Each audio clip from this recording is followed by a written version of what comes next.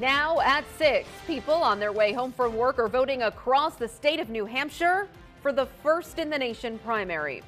Polls are open for one more hour in most of the state. In some communities, you can vote until 8 p.m.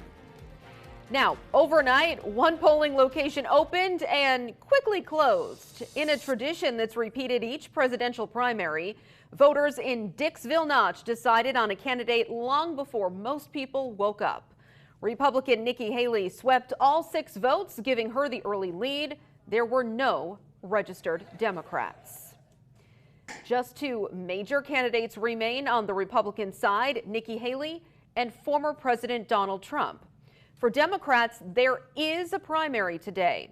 President Joe Biden is not on the ballot, but is expected to emerge from a write-in campaign over Dean Phillips and Marianne Williamson.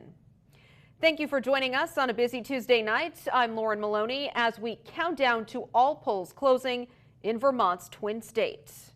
Governor Chris Sununu posted an age-related insult aimed at the former president earlier today. This as the candidate he endorsed needs a good showing here. Within the last few hours, Trump and Haley did make one final push to voters. And one of them will hold their Granite State watch party in Nashua tonight. That's where we find ABC 22's Mike Hoey, who is live tonight. Hi, Mike. Hi, Lauren. And yes, you mentioned that most places will have their polls close in less than an hour. Now, the hotel behind us in Nashua is where former President Donald Trump and his campaign will be watching Granite State primary results come in tonight.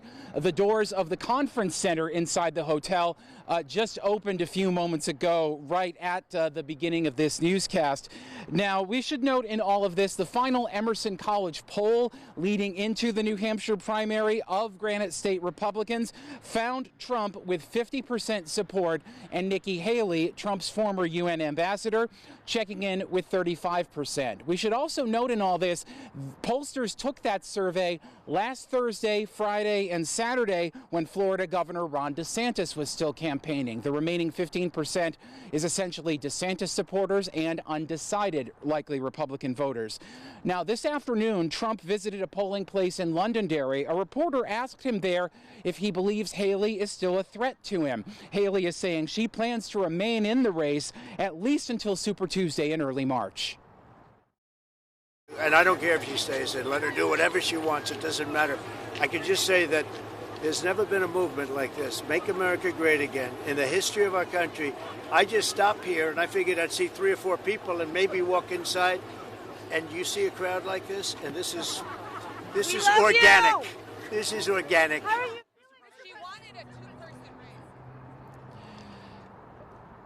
Meanwhile, on the Democratic side, Lauren, you mentioned President Joe Biden is not on the ballot here in New Hampshire at all. He's largely ignored the New Hampshire primary as a result. It was at Biden's suggestion, of course, that the Democratic National Committee chose to move South Carolina ahead of New Hampshire on its primary calendar. Now, Granite State Democrats ended up moving ahead with their primary here in New Hampshire anyway because of a state law requiring the Granite State to have the first in the nation primary. Well, the DNC ended up stripping New Hampshire of its delegates to this summer's national convention in Chicago as a result. Now, the festivities here at the Trump Watch Party won't begin until 8 o'clock, but you will hear from me, most likely inside the venue, now that the doors are open, in the next hour. Live for now in Nashua, Mike Hoey, ABC 22 News. And Mike, you said it, Nikki Haley already has an event planned in North Charleston tomorrow night. Earlier today, her campaign manager sent out a memo saying the candidate is thinking forward, including to Super Tuesday, when Vermont votes. ABC 22's Taylor Viles live in Concord at the Haley election night headquarters.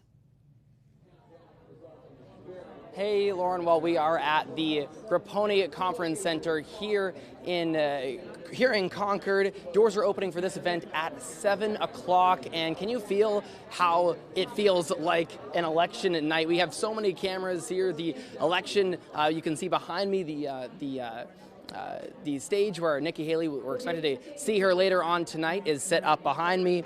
And This event starts at 7 o'clock. That's right around when the polls close in New Hampshire. 7 o'clock, you were saying, Lauren. It is 8 o'clock in some other parts. We expect to hear Haley speak regardless of tonight's result. Even a slim loss would be still a headway in closing the gap between her and former President Donald Trump. Now, the day started out strong for Haley. It's small sample size, but the 6-person midnight vote in Dixville Notch ended in a 6-0 lead for the former South Carolina governor. Secretary of State for New Hampshire projected a record turnout. That will be good news for Nikki Haley, hoping for a large turnout from undeclared voters. That's where we probably would see a lot of her votes coming from. Haley says campaigning in New Hampshire similar to campaigning in her home state of South Carolina, and both states people want to see her work for their vote. Haley was also asked in a presser earlier today whether she thinks Donald Trump or Joe Biden are fit to serve, and she was saying it's not about if they're fit to serve, it's about them being 80-year-olds as presidents. Haley and former candidates for Senate Don Bolduc spoke this morning about Election Day.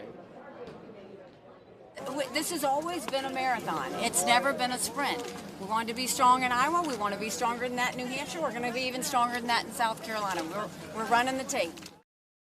Nikki's going to unify us. Nikki is going to unify us. Donald Trump is a bridge burner. She's a bridge builder. That's a big thing, and that's what you need to focus on. This is about unifying America.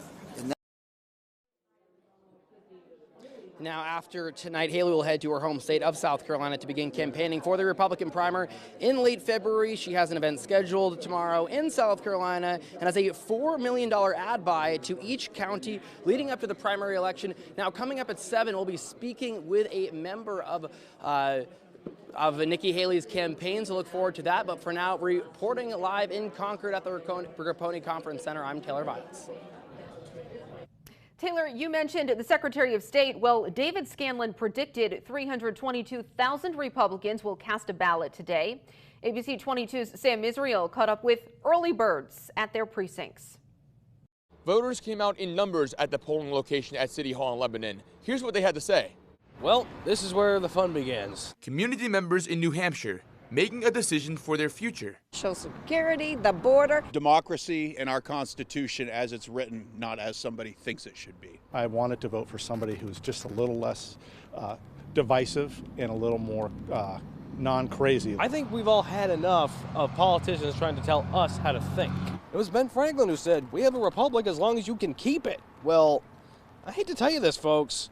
The battle is here, and it is now. Some independents say their choice for president is Nikki Haley. I can't in good conscience vote for Trump. I just think that we need some sanity in the election, and I just don't think that Donald Trump is bringing sanity to this country. Several Republicans I spoke with say they want to see former President Trump back in the White House. You may not have to like the guy, but his policies were way better than anything we got under Joe Biden. We need a business person to run the country like a business. Haley is like trying to cut Social Security, and I don't like that.